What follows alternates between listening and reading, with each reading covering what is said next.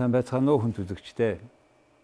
Өнөөдөр манай дефакто нэвтрүүлгийн зочноор хадагтай Chido Govera Зимбабвегаас ирсэн зочин оролцож байна.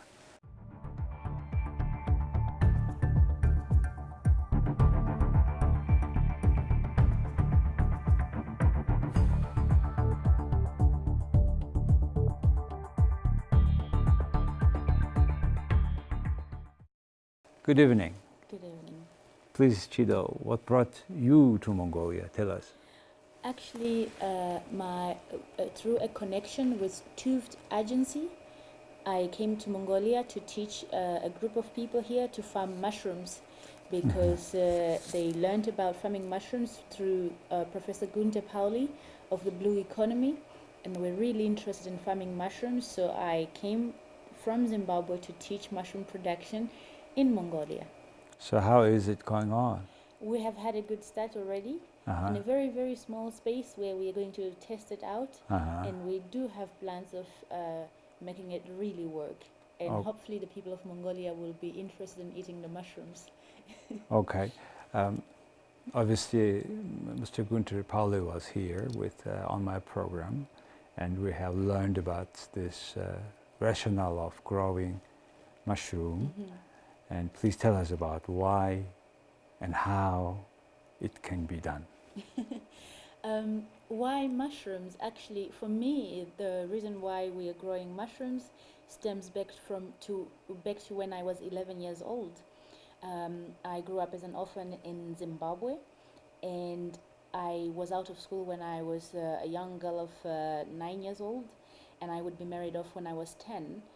But at 11, I learned to grow mushrooms, and after that, I really had this is something that I want to share with the world, because I was growing mushrooms, and from the mushroom cells, I was able to help other orphans in my community, and I wanted to do more of that, because you grow mushrooms converting agricultural material that would normally be thrown away or burnt in many communities where people are struggling to get food.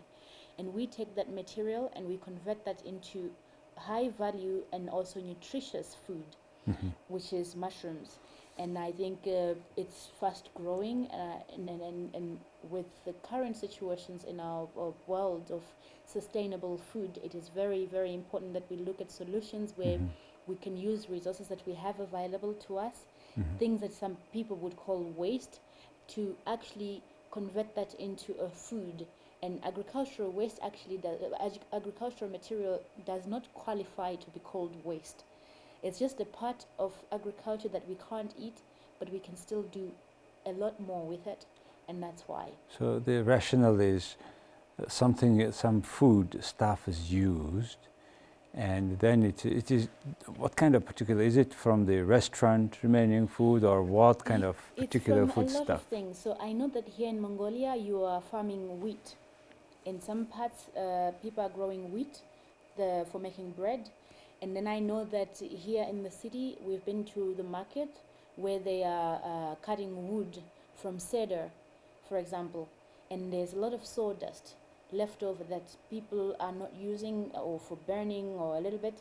And we take those kinds of biomass and we convert that into mushrooms. And yes, we know that here also in the city of Ulaanbaatar is a roastery where they are roasting coffee, and it is also our intention to get in touch with them, that we can get the waste from the coffee, from the cafe, from the roasting process, and convert that into mushrooms as well. It's very much now becoming coffee kind of drinking society. Yeah, that's and when true. I first learned about this process, I remember I first met you last year in Washington, D.C. at IMF World Bank annual meeting. Yes. And President Kim of the World Bank was introducing a young lady from Zimbabwe who not only had grown that mushroom, but she has a full passion to introduce it to the world. By the way, your name is a passion. My name means passion, yes. In which language? In my language, my native language, Shona. Shona. Yes. Please tell us a few words about your country. Then let's continue back to. Well, Zimbabwe is a beautiful country, I think. We have lovely people and beautiful nature. And I think we can do a lot also in agriculture. We have done it before, only now we're struggling, but I really think we can still pick ourselves up and make things better. We only require more and more individuals who step up and actually take matters of food in their hands, matters of development in their own hands, and it will come. I remember my visit to Zimbabwe, University of Zimbabwe in Harare, late 80s, and it was one of the best developing countries in Africa. And I remember they were in the morning bicycle. A milkman was coming and giving and leaving milk in front door of the houses. I was running and I was, wow, that's what is about the development. That's true. And unfortunately, it's now not the case. But I believe we can take it back at some point. I sincerely wish, because your people, we have to revive it. Beautiful country, fantastic coast, and all this. Anyway, let's go back to coffee, and that Mr. Kim was showing this big presentation, photo, slides, and you were telling us out of the remaining of coffee, roast coffee, used coffee, you put it into container, probably because the space, right? How it is, why container? Well, the place where you grow mushrooms can be adjusted to fit the circumstances of any place. So for example, in some communities in Zimbabwe, we build mud houses thatched with grass. And in other places we do wooden houses. But in the city, you can't do some of these things, and also you can't just erect a building in the city. And so we look to see, okay, in other parts of the city, you can turn a basement into a mushroom growing area. But if you have a shipping container that is free to use, you can also use a shipping container. And we've done this in several places, including in Congo, for example, where they had shipping containers who come in for bringing materials for the brewery. And those shipping containers were sitting there. So this is actually the first place where we used shipping containers to grow mushrooms. You have been to many countries, including probably nomadic farming with cattle countries. If there is any this kind of utilization of waste related of animals? Actually, here in Mongolia, we're using a combination of the sawdust and cow dung, matured cow dung when it's a little bit composted already. Okay. Yeah. Wow. So and you can use also manure from goat. You can use from chickens also. You can use a lot. So now let's talk about economics. Waste is kind of already used 100%, all right? Then now you grow, we talk about the resources being used up to maybe 200% at least, and then the value out of it, because the quality of this mushroom you were growing all around the world, helping people to grow, now Mongolia. Mushroom is the same mushroom, right? The weed. It's the same mushroom, yes. And quality-wise? Oh, but really, we have the best mushrooms here. Unfortunately, I cannot show them because I don't have them here. But so we are starting to grow oyster mushrooms, and I will give you an example of Zimbabwe. Let's talk about the economics of mushroom. Please tell us how much input, how much output, what will be the value in money terms. So in about a square meter of space, you can put around 200 kilograms of biomass, and that converts to around 100 kilograms of mushrooms. And I understand here in Ulaanbaatar, a kilogram of mushrooms is going for 30,000. Yes. And which is about $15. Yes. Yes, and kilogram. If you have 100 kilograms, then you easily have $1,500. So we talk about from just one square meter, we grow up mushroom that is worth of $1,500. Over a period of 3 months, yes. Over 3 months. How many times it grows? How many times it grows? Well, when you make your parcel with the with the biomass and mushroom seed in it, and you put it there, you can harvest about 4 to 5 times. Yes. So you make it today, you count 2 to 3 weeks, your first mushrooms are coming out. You So cut it. From the 5th week, you harvest your first mushrooms. Yes. You wait 7 to 10 days, you harvest some more mushrooms, and that repeats about 4 or 5 times. For 3 months. Yeah, no, not for 3 months. So the 3 months is the total cycle. Okay. From when you start to when it all One ends. cycle. Yeah. Uh-huh. So you have 1 month of incubation from when you mix the mushroom seed Yes. and the organic material where you're growing the mushrooms on, Uh-huh. and that's about a month. Yes. And then 2 months of harvesting. So $1,500 for a year or for In what? 3 months only. So for 3 months. So let's go. So then in a year, let's you can do that 4 times. 4 times. Yeah. That will be $6,000. Yep, with your prices here. Yes. And Yes. can you imagine then this is a way higher than salary of anybody else per year, 6,000 That's per true. square meter. That's true. How about you 10 it to make Yeah, it? when you have more space, then you can do more. But of course, it's all dependent on how much people are buying as well. Yes, of course. And I think one of the reasons why we want to grow it here is also that we can have a local product, which can actually be more affordable to the local people as well. Because now I understand all your mushrooms are coming from outside Mongolia. Yes. And also that's partly why they are so expensive. Yes. And we will still try to fetch a good price from the mushrooms that we will grow here, but we want to have a local product that is good, that can be accessible to the local people here. Let's talk about the quality of mushroom, because Mongolia is not everybody use much, because that's also expensive. Yeah. But however, mushroom is regarded almost as the level of meat in terms of protein, right? Yes. Please tell us what other quality it has. They have a lot of the essential amino acids in the mushrooms, and also it's just it's easy food to come by in that sense. So you have some level of carbohydrates in the oyster. You have the protein of around 23%, and so yeah, and they're tasty. Tasty. Plus, you can when you fry. And with the onions, whatever, then it becomes like you are eating You're eating a piece of meat. Piece of meat. Piece of meat. How about that's one of the reasons why that there's major reason why for developing countries where malnutrition of children, etc., to grow up. Not only it's a good business, and also it's very good food, and also good solutions to, in a way, poverty, isn't it? Exactly. Tell us what is the best cases where you really were impressed with the result. The best cases where I was impressed with the results, I really think that Zimbabwe is for me right now the best place where I was impressed with the results, because I have a foundation called the Future of Hope Foundation in Zimbabwe. Future of Hope.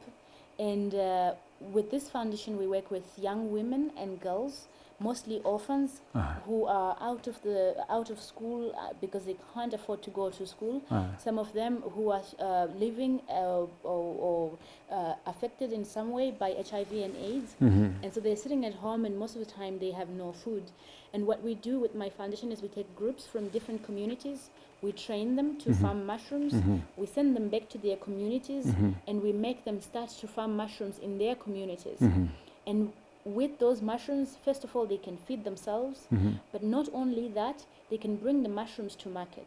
And this year, we've been able to secure an agreement with a chain of supermarkets in Zimbabwe, Pick and Pay and TM, and we are able to sell the mushrooms to them. So the communities can grow mushrooms in their communities, and they can go to their nearest Pick and Pay shop, and they can sell their mushrooms there. With that money, some of the groups are already able to send some of the children, the young orphans, back to school. They can go to the city and get the medication for those who are on antiretrovirals, for example, because sometimes, because they don't have $1, they miss out on their supply of medication for a long time. But when they can grow and sell mushrooms, and this is under the custody of some women, community women that we select to act as mentors for these children, and they can afford then to go and get medication for the children, to see if they need sanitary pads, for example. This is a big issue for girls. You are an orphan, you're sitting at home, you're not earning any money, and your period comes, what to do? And we create these community groups to host this project so that we can be able to address these kinds of issues which are very big in my country.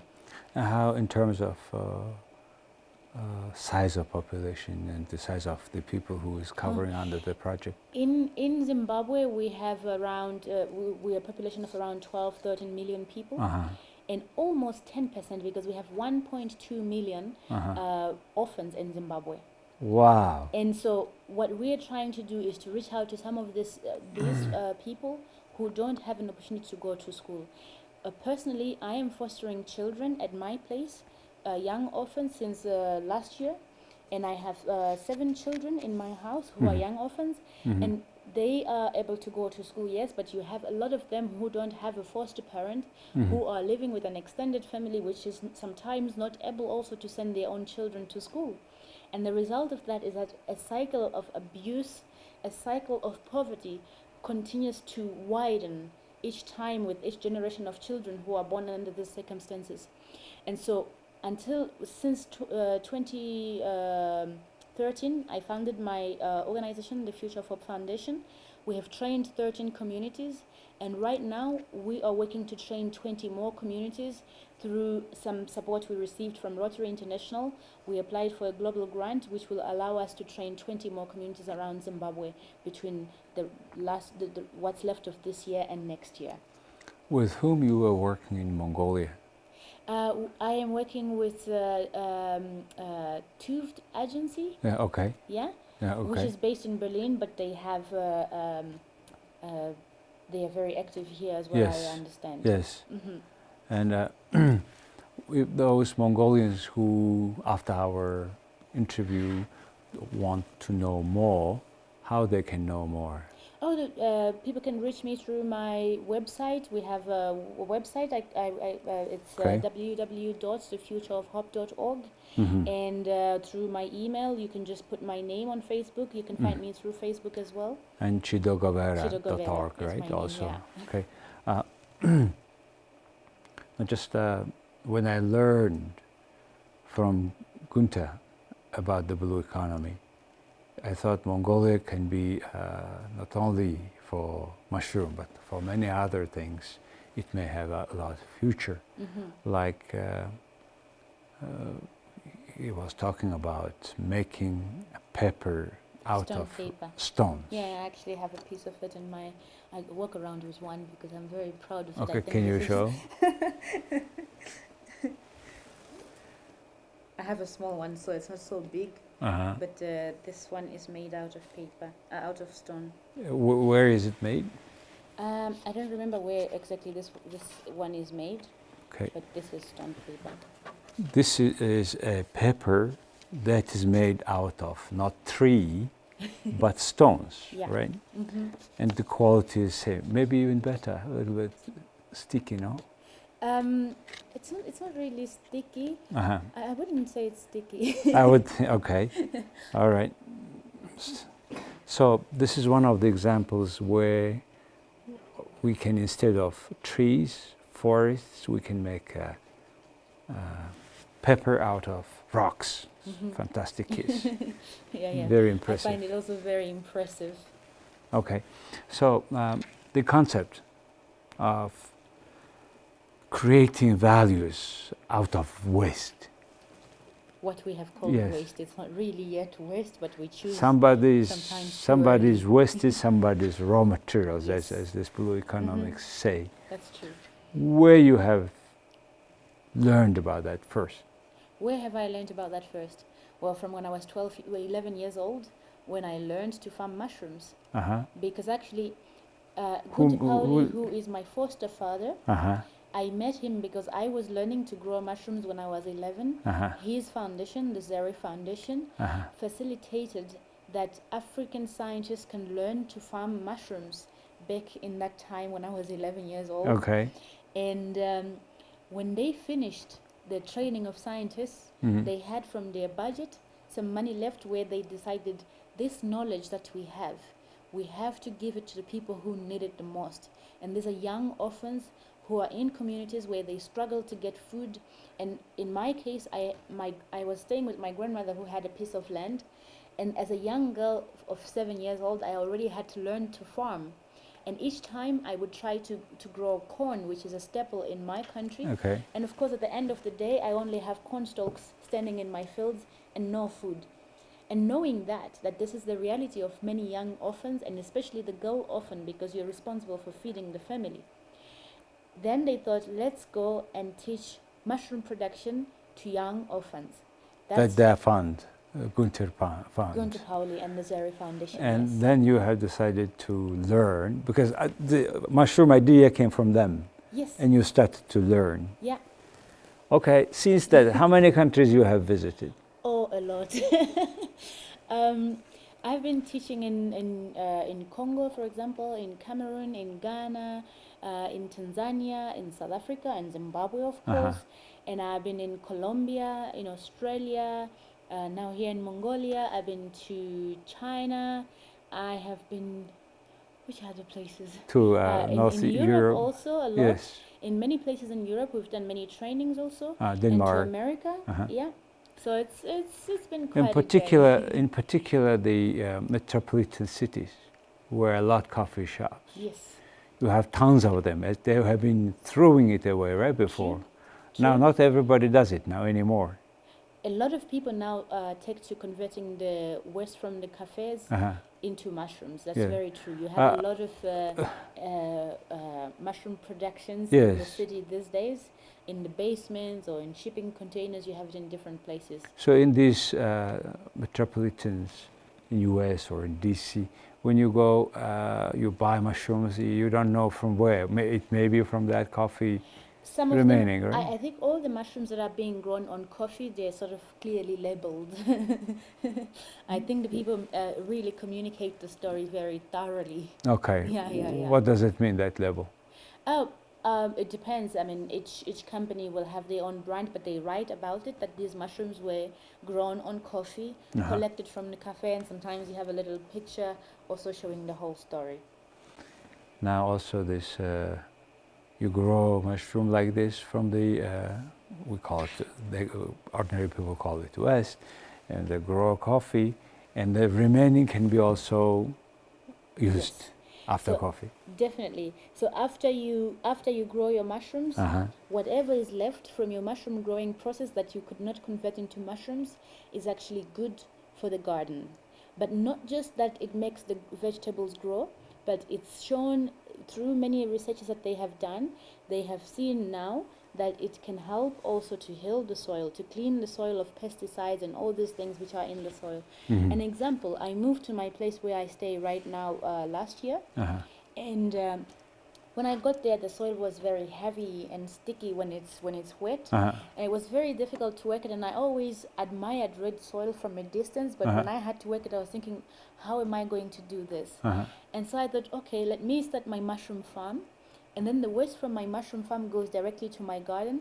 And now it's becoming easier and easier to work the soil. And I just took one part of my garden. I said, okay, all the waste from my mushrooms is going here. And the other parts, even the gardener who did not really know what was going on when it started, he says, oh, but this waste is very good for the garden. It makes it easier to work. And we are building right now an integrated food production system based on the mushrooms, that we grow mushrooms. From the waste of the mushrooms, we're going to grow vegetables. We're going to feed it to chickens. We're also working with a Belgian artist who's crossbreeding chickens, who currently has the biggest genetic bank for chickens right now. And we're introducing a planetary community chicken project that we are, as the foundation, going to integrate into this integrated food production system, so we can work on a system that a community can replicate and they can get multiple benefits. Yeah, of course. When so many people, in particular children, need more food to eat, malnutrition, this is a very right approach. And you said the integrity, the food chain, integrated food chain, right? Yes. You said. So there's again no waste, and that remaining of, after a certain time you grow coffee, the mushroom, you use that remaining for as a fertilizer. Feed for the chickens and as well. The impact is different? all our plants, they grow very good without any artificial fertilizers. And now we're actually starting to sell to sell vegetables. So we not only sell mushrooms, we will sell vegetables as well. And in a couple of years, we'll be able to sell a special chicken also that we will raise within this cycle. Last question on what keeps you doing that so all around the world? What keeps me doing this is because I truly believe in the power of food to change the way of things. I really think that when people can control their own food needs, it will become much easier to work towards sustainability. It will become much easier to work through our political instabilities that we face all over the place in many places in the world, especially in the poor countries. It will make us free to learn and to grow in the way that we are supposed to be. It will give us that freedom to be. At least in my case, controlling my own food was really the key that unlocked my potential. Up to 7 years old, you were not with enough food. No. You were feeling, and you had to also support your grandmother. True. And your brother. And also as a woman, I could claim back my dignity as a woman. Not to have to be married off for a plate of food, for example. I could say, no, I don't want to get married. I will not get married for food. I will get married for other reasons. And so it will help us to fight many issues that are very pressing in our world right now, to have people accessing their own food, to have food businesses that are putting sustainability as a centerpiece of business. It is something that's going to be very, very important. What is the particular motto that keeps you moving? My particular motto is that I am choosing to be the change that I want to see in the world. I am choosing it, and so I choose it every day, and that's what keeps me moving. You do it in your way. I do it in my way, in my small way, influencing the others wherever I can, having the children now.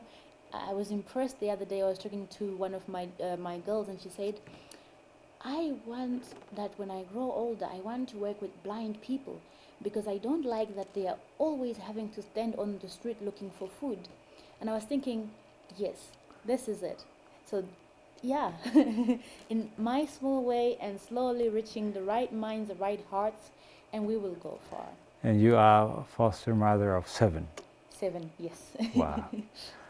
Very final questions. What is your what is your largest dream?